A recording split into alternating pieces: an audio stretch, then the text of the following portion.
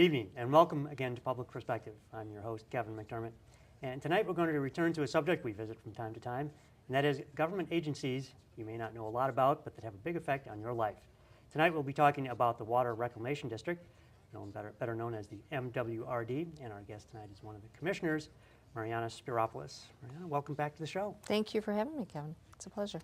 So once again, I'd like to start for people who have no idea what the MWRD is or what it does or why it exists. Let's give them a little history. Where did it come from and what's the purpose? Well, you're absolutely right. A lot of people confuse us with their water department. So when I go out and speak to various groups, people ask me about water meters, etc. So we are not drinking water. We are wastewater and stormwater management. So the water department delivers the water, you take the water away. In some respect, yeah. So the agency was created back in the 1880s. Chicago was putting its waste in the Chicago River. Chicago River was running east into Lake Michigan, and that waste was going into everybody's drinking water. As you can imagine, people were getting sick. So the state legislature created the agency, sort of a standalone agency. It's not linked to Cook County government. It's not linked to the city of Chicago. It's its own taxing body. And one of the first things the agency did was to reverse the flow of the river in 1900. One of the major engineering feats of the early part of the 20th century. Absolutely. I mean, it's a pretty impressive feat today, and you can imagine, what it was like back in 1900. So reversing the flow of the river sort of cured the problem of the waste going into Lake Michigan. However, it was being sent down the Mississippi River to the Gulf of Mexico. Which made a lot of people downriver a little unhappy, I'm betting. Just a little bit, yeah. So that also helped in terms of development of the Chicago area, having the Lake Michigan be clean and attracted people to the various waterways that were created, Sanitarian Ship Canal, etc. And so the agency throughout the years, throughout the 1920s and the 30s, then created various treatment plants, and that was to treat the wastewater. And we have 7 filtration plants at this point. The largest one is in Stickney, which is near Cicero. And throughout all of the plants, we treat about 1.5 billion gallons of wastewater per day. 1.5 billion gallons a day. Exactly. That's a pretty high volume. Right. So, through people's toilets and showers and sinks, etc., all of that goes into their local sewer system. The sewer system is connected to interceptors, which then are directed to our plants, and we treat that wastewater. So, I can obviously understand the reasons for doing this, but an infrastructure like that is very hard to build. And as you said, the first step was reversing the river. Right. But the sewer system, all of that was not well developed or was it in 1900? I mean, was this something that had to be developed as part of the overall water management plan? Well, it developed over time. I mean, as you know now, the mayor of the city of Chicago is now changing a lot of the infrastructure, a lot of the pipes that they've been discovering are almost over 100 years old. They are discovering some pipes that are wooden pipes. That are still functioning. Yeah, and they're doing a pretty good job, but there are some leaks, so it's about time that changed. So to answer your question in terms of that type of infrastructure, that developed over time. So the types of sewer system that we had back in the 20s has changed. We've also added on our deep tunnel project.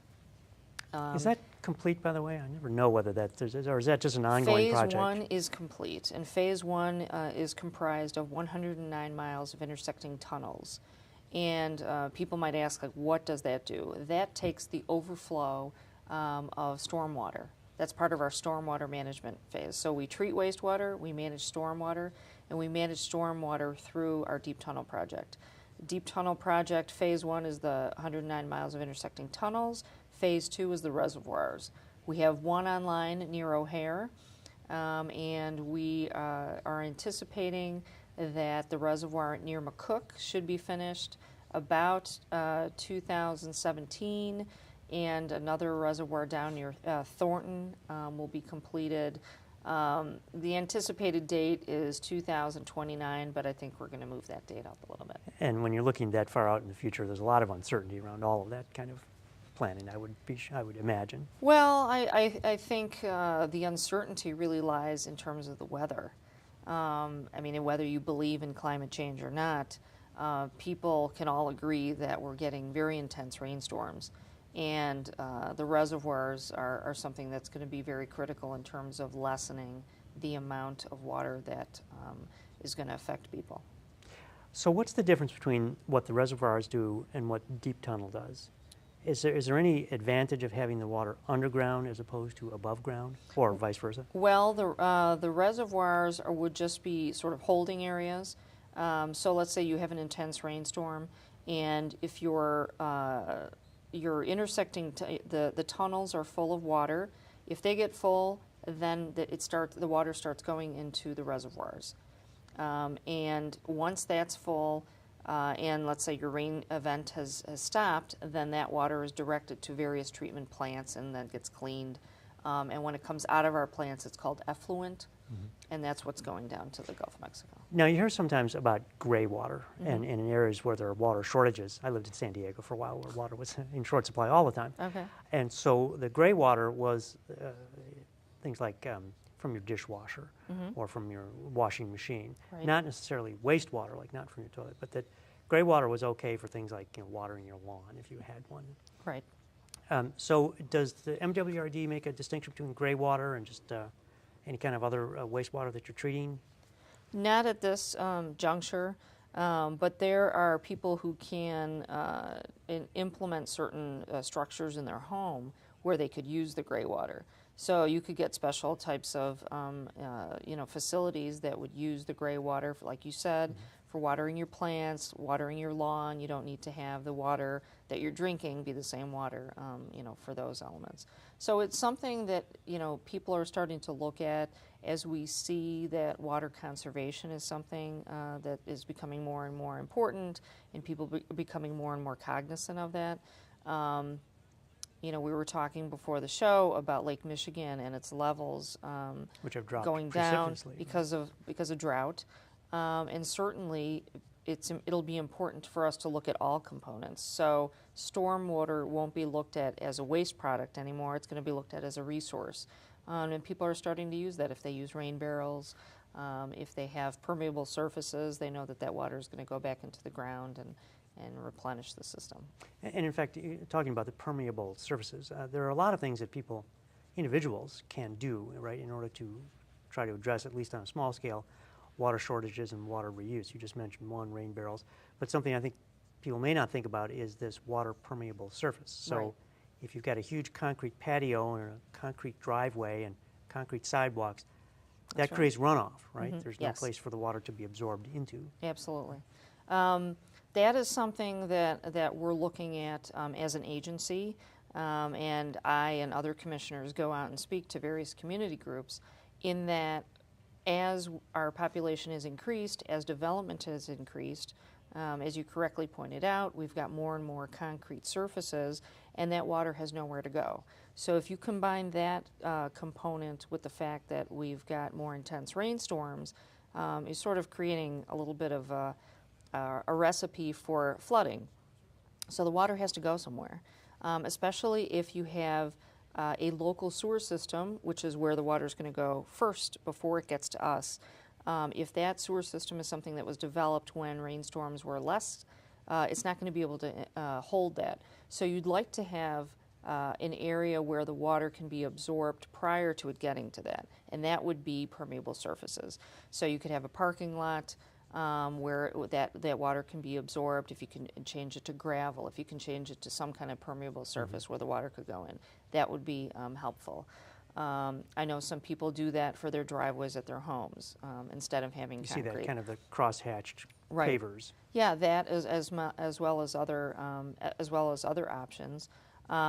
Or if they have a green roof, sometimes they have several structures on their property, and they put a green roof on one of the structures. Maybe not their primary residence, maybe another one. And what does a green roof look like? So a green roof would be, you could have certain surface. You could have like a raised bed where you'd have certain grass, anything that will absorb the water. You could have plants, any kind of greenery, any kind of local foliage or something that could absorb that water would help. Because the point is you're trying to reduce the water that's going to go into the sewer system and runoff, and you want it to be absorbed into the ground instead. Now, I think it's going back to something you said a minute ago that I thought was very interesting. There's a contradiction kind of built into what we see happening. On the one hand, very intense storms, which are likely to cause flooding, and on the other hand, drought that's causing a drop in the lake levels. Right.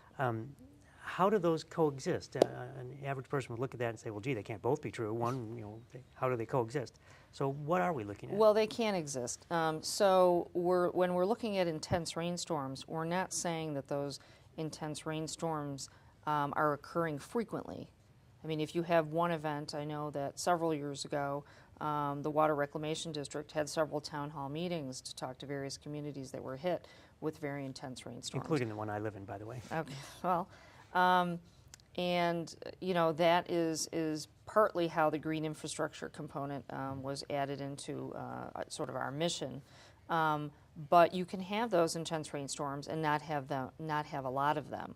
The point is that you're having, let's say if we have a rainstorm today and it's very taxing on the local system, it's going to cause problems. Even if you don't have one for several months or until next year. The point is that people are having water get into their basements and it's causing problems. So we need to address that. Will the combination of the 3 reservoirs that are in the long-term plan be enough based on the projections that you guys are able to make on how the climate might maybe changing and what kind of storms we're likely to see? Well, originally the deep tunnel and the reservoirs were created back in the 1970s. That was sort of like the original master plan. And weather conditions were different then than they are now, as well as the developments and the concrete, the impermeable surfaces that have developed since then. So it'll be one answer to the issue of flooding, but it's not going to be the magic. There is no magic bullet or the cure-all for it. We're also going to have that green infrastructure component that's going to be very important for communities to incorporate into their lifestyle. So let's talk a little bit about your background. How did you get into? You're an attorney by trade. That's right. So how did you get interested in water reclamation? Well, I was a prosecutor for several years with the Cook County State's Attorney's Office. Then I was a hearing officer. Then I was an attorney in private practice, and now I'm a commissioner. And I've always been interested in the environment. This is an agency that has an impact on our environment. And something your viewers might not know is it's as a commissioner, you have to run for the office. And it's a county-wide office, so it's quite a large area if you're campaigning. And it's something that's always interested me in terms of public service and government, and I thought that I could make some change. I admire that. I have to say that I do know, that, especially in Illinois, a land known for political corruption. There are still people who run for reasons that have nothing to do with self-gain. And I think it's important to remind the public from time to time that, yeah, even though we live in Illinois, not everybody is in it to see what they can get out of it. That in some cases, an environmental desire to help out the environment, any other kind of true altruistic motive, that does exist. And people do run for public office based on trying to perform public good. And I think, would you agree that it is worth reminding people from time to time that, that also exists? Yeah, absolutely. I mean, I think people run for office for a variety of reasons. Anywhere from, they want to do something to contribute to society to probably self-gain. I'm sure that's out there as well. But as an attorney, I can tell you that I didn't run for office to make money. Well, as someone who sits on my local school board that is an unpaid position that I have to run for, yes, I thoroughly get the idea of running for something that doesn't pay you anything. Right. And there's 9 commissioners, and every 2 years, 3 of us are elected, and it's a 6-year term. So when people often see the category of Water Reclamation District on the ballot, they'll understand that it's sort of a staggered type of cycle. The other thing I think is interesting about the Water Reclamation District is, even though you talk about it from an environmental perspective, I think the environmental movement has gotten a lot of, well, good press and bad rap as well, as being tree-hugging crazies who aren't paying attention to the actual realities of the business world. Or there's all sorts of cliches and caricatures. But MWRD is staffed largely by engineers, right? That's right. So we have 9 commissioners on the board, and they're the elected positions, and our primary role is policy, to develop policy and to approve contracts, to do the functions of the agency. We have an executive director, and then he is in charge of 2,000 employees. And as part of the 2,000 employees, we have many engineers. We have great staff. We have great employees at the district who work really hard and make us look good. I know the feeling. But the reason I bring that up is because I think it's important for our viewers to understand that as an engineering discipline, what MWRD is looking at is really the hard facts. What's working, what's not working. Right. And even though you run for office and in that sense are a politician, I would characterize this as much less of a political position than most offices people would run for. Right. So why, but I am curious, being a student of government myself, about how the decisions are made about what the governing structure is. So for example, why 9 board members? Why a board at all as opposed to just having the district have an appointed head by the state, the county, the city, some combination? I mean, what's the advantage of being independent? Well, in terms of what we're dealing with, I think it's important that we be independent. We are dealing, I don't want to say with natural resources, but we're dealing with a service for wastewater, and that should be something that is not dependent on a certain area, a certain city. It should be dealt with equally across the board. So in the past, there have been efforts by certain people to have commissioners elected from districts versus countywide. Each of the commissioners are elected countywide. And all of those efforts to try to have them elected by district have failed due to what I'm indicating, in that we're dealing with a service to the county that should not be sort of allocated to certain areas, and it should be dealt with across the board in an even fashion, and everybody's wastewater should be processed properly. Even more so than roads and other types of infrastructure. If we can't take care of the waste, it's a public health issue. Right? Well, yeah, you're absolutely right. So speaking of public health, given the important role that waste management plays in public health, how much interaction would there be between, say, MWRD and the Center for Disease Control? I'm thinking off the top of my head what other organizations that deal with public health would be. And do you guys think about public health policy? Does that come into play in some of your decisions, or is it really more of an engineering, we got to move water, let's see how we move it best? Well, our prime mission is treating wastewater. However, there are sort of ancillary issues that are related to that. So to protect our water environment, it's important that we, number one, treat the wastewater, but also to be concerned with what's going into the water system. So one of the things that we're looking at is proper disposal of pharmaceuticals. Traditionally, people were under the impression that they should get rid of their old pharmaceuticals either down the drain or the sink or the toilet, etc. And we're trying to advise people not to put their old pharmaceuticals and throw them away that way. It's better for them to, if they're capsules or if they're pills, to grind them up, throw them away, or if they have a drop-off point somewhere in their local community, that's a better way to dispose of them. Throw them away, like put them in the trash. Correct. Yeah. That would be, you don't want people going through your garbage and either taking the pharmaceuticals or selling them, etc. So if you prefer to dispose of them yourself, that's a good way to do it. or if your local community has it. I know that some police stations will take it, not all of them, but some of them. Some pharmacies will take it. And we have actually partnered with the DEA for National Take Back Days, so that people can stop by some of our plants, drop off their old pharmaceuticals, we'll properly dispose of them.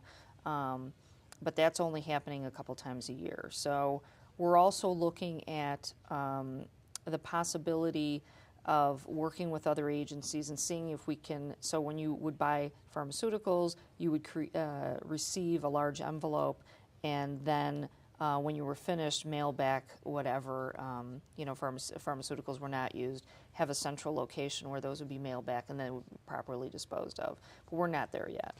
Well, what's the consequence? I mean, if I flush a bunch of pills down the toilet, you're moving 1.5 billion gallons of water a day. Yeah, what's the concern? Why are we concerned? Yeah, doesn't it get dissolved to a point where it's insignificant? Well, you've got two components. So you have the one component is let's say you're taking pharmaceuticals, the pharmaceuticals that are not being absorbed by your body are then being excreted. That goes to our system. Our system can't take all of that out. Then in combination, you're disposing of pharmaceuticals. So you've got that other component of pharmaceuticals getting into the water. The two in large volumes with the millions of people that we have in the county. Studies have been done that pharmaceuticals are affecting fish and plant life in a negative way. They're affecting the hormones and the chromosomes of fish. So we'd like to try to keep that out of the water system. If we have an alternative to disposing of them, we'd rather use that. Yeah, in fact, I'm glad you mentioned studies. I was going to ask what kind of consequences have been seen already.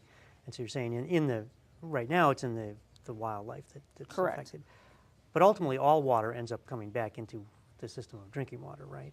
Well, eventually. I mean, we're sending ours down the Mississippi River to the Gulf of Mexico. But somewhere along the line, someone's taking water out of the river as it makes its way down. Right. So are there any studies that show the effects on humans? Yeah, and there are obviously effects on humans that are affecting, if there's large amounts of estrogen in the water, they're affecting the development of children, and so we don't have that problem with Lake Michigan, but we want to make sure that the pharmaceuticals stay out of the water. So this is a subject, I read the news every day and I try to keep myself informed, and I feel like I'm on top of most topics that are being discussed. And this is one that I only hear when I talk to you or someone else from MWRD. Okay. So how is this published or publicized, and what why don't we hear about it? I mean, it's not, you're not holding it secret, but it's not widely disseminated. No. Well, I know that some of my fellow commissioners, including myself, we go out to community groups, we talk about it. We have brochures. I've done public service announcements that have appeared or on various radio stations. I talk about it when I go on shows like this. And I know that we've had press releases as well as the EPA has had press releases on this type of information. Why the media doesn't pick it up and disseminate it a little more, I couldn't tell you. Maybe it's waiting for a crisis, and that will bring well, I hope we don't get a Yeah, crisis. I'm not advocating it, but sometimes it seems that's what's required. How about industrial waste as well? Although Chicago is manufacturing and dumping manufacturing effluent or manufacturing waste into the rivers isn't the problem it once was. It's not gone.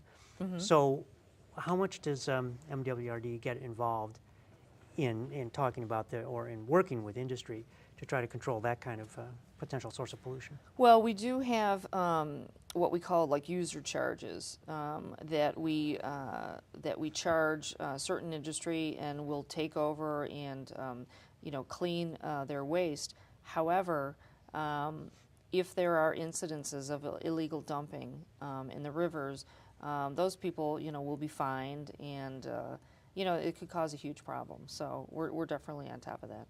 Do you work with it? I mean, you talk about certain allowable limits and people who might do illegal dumping. So is there an enforcement mechanism, and is that you guys, or is that the police or the county sheriff or someone else who would find a company and say, hey, you're dumping all this stuff and you shouldn't be? I mean, what's the enforcement mechanism for that? Well, it's a combination of things. So, you know, we're working on actually an app for phones where if people see an illegal dumping incident, they could take a photograph with their phone and then send that in with, you know, the various, like the location of it to our offices, and then we'll you know, we'll investigate it to make sure that it's something that's, you know, a real incident. And you know, we'll contact the other authorities that may be involved depending on the jurisdiction of it. So you're not asking them to take the phone and take a sample of what they see, right? Mm. Just no, a photo? No, we don't want anybody to get hurt, you know, Yeah, depending on what that dumping involves. Somehow I have this image in my mind of the Mars rovers that go out with a little arm, take little samples and see what it is and bring it in and analyze it. Yeah, we don't know what's involved in that dumping. So yeah, and we're not thinking about building robots to go No. out and find out. No. So but speaking of the future, how do you see technology changing what you do? I mean, given, you know, the fact, I wouldn't think of MWRD as being someone who developed their own app, but here you are, right? So how do you see technology changing your job and what the organization does? Well, the Metropolitan Water Reclamation District has been, you know, a very forward-thinking agency. I mean, it's sort of an agency that's been under the radar and obviously underground Yes. because that's where we want to keep our wastewater. But in terms of, you know, developments in certain areas, we're always looking at, you know, how we can improve our water environment and keep it safe. So one of the things that we're looking at is, well, we're working on now is the disinfection of the Chicago River. And part of that is us cleaning up our effluent from our north side plant as well as our Calumet plant to a swimmable level. Now, I wouldn't get my bathing suit out yet to start swimming in the Chicago River. Especially not this time of year. No, right? and I know that Mayor Daley once said that he wanted to be able to fish in the Chicago River. I don't think we're not at the swimmable level yet. However, we're working towards that. So we're going to clean the water from the north side plant through ultraviolet process, and we're going to clean the effluent from the Calumet plant by chlorination, dechlorination, and that should clean the water level to a higher degree. So the Clean Water Act requires us to sort of go for the swimmable level, which is a very high standard, especially, you know, when you're dealing with wastewater. Right. But it's definitely something that we're working towards. Is there a target? Do you think you can achieve that by some particular We're time shooting frame? for 2015. To be swimmable in the Chicago Well, River. yeah, go towards 2015. So we'll see. That's only a couple of years away. That's ambitious. Yeah. Well, you all got to right. shoot for the top, right? Will you be one of the first to put on your swimsuit and dive Sure. in? Don't hold me to that. Well, it would be a great photo op, though. I can kind It of would see be. all 9 Yeah, commissioners you got me saying, thinking now. saying That's right. here it is, we're doing I'll it. talk to my colleagues and see if we can all get together. Well, let me know. And if you decide to do it, let me know. We'll put all 9 of you on the air. Okay. So, Mariyana, thank you so much for being here. It's Thank been you. a pleasure talking to you again. Thank you very much. And hope you come back again. Will do. All right. Thanks. And thank you for joining us once again on Public Perspective. I'm your host, Kevin McDermott. You can find us every Saturday night at 8 on Comcast Channel 19. And you can also find us on the web at publicperspective.tv. So until next time, thank you and good night.